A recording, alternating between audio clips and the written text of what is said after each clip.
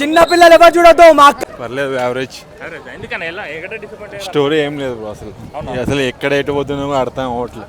సినిమాలో పర్లేదు bro, okay average. అంటే అంత హైప్ ఇచ్చారు కదా, ఎట్లుంది అంత హైప్ లేదు బ్రో. మరి 3 గంటల సినిమా ఎలా ఉంది? అదే బ్రో అసలు ఎప్పుడైపోద్ది అన్నట్టుంది మూవీ. అంతేం అనిపించలేదు బ్రో. ఎలా అనిపించింది అసలు? నయనతార యాక్టింగ్ సూపర్ ఉంది బ్రో. అంటే అంతమంది హీరోయిన్లను పెట్టాడు, అంత హాలీవుడ్ కానీ దాంట్లో నయనతారనే బెటర్ అన్నిటికన్నా యాక్ట్.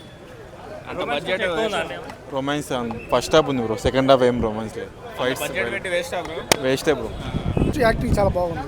అంటే బోల్డ్ సీన్స్ ఎలా ఉన్నాయి? బోల్డ్ సీన్స్ ఎక్కువ ఉన్నాయా? బోల్ సీన్స్ అనుకుంటే అంత ఏం లేదు. చెప్పాడు కదా బోల్ సీన్స్ ఇలా ఉంటాయి అలా ఉంటాయి. చేస్తారు ఏం లేదు సినిమా. సినిమా అంటే కేజీఎఫ్ కన్నా ఇంకా బాగుంటుంది అని అనుకున్నాం, కానీ అలా ఎక్స్పెక్ట్ చేయలేదు. హాలీవుడ్ రేంజ్ లో తీసారంట కదా బ్రో. హాలీవుడ్ రేంజ్లో ఉంది, కానీ ఏదంటే కేజీఎఫ్ కన్నా అంత ఎక్స్పెక్ట్ చేయలేదు.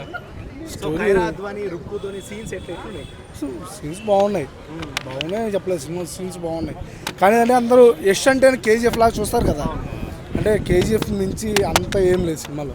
రాంగ్ చాయిస్ అంట కేజీఎఫ్ తర్వాత టాక్సిక్. అంటే ఇప్పుడు తెలుగు ఆడియన్స్ ఎలా ఉన్నారంటే మాస్గా చూడాలని చెప్పి సినిమా అనుకుంటున్నారు. ప్రతి సినిమా మాస్ కావాలంటే అతను మాస్గా వచ్చాడు కాబట్టి మాస్గా తీయాలనుకున్నాడు, అలానే తీశాడు. కానీ ఏంటంటే సినిమా అంత కేజీఎఫ్లా అనిపించలేదు. సినిమా మాత్రం మామూలుగా లేదు. అసలు జెన్సీ పోరాగాలు ఈ సినిమాకి టికెట్లు బుక్ చేసుకున్నట్టే మీ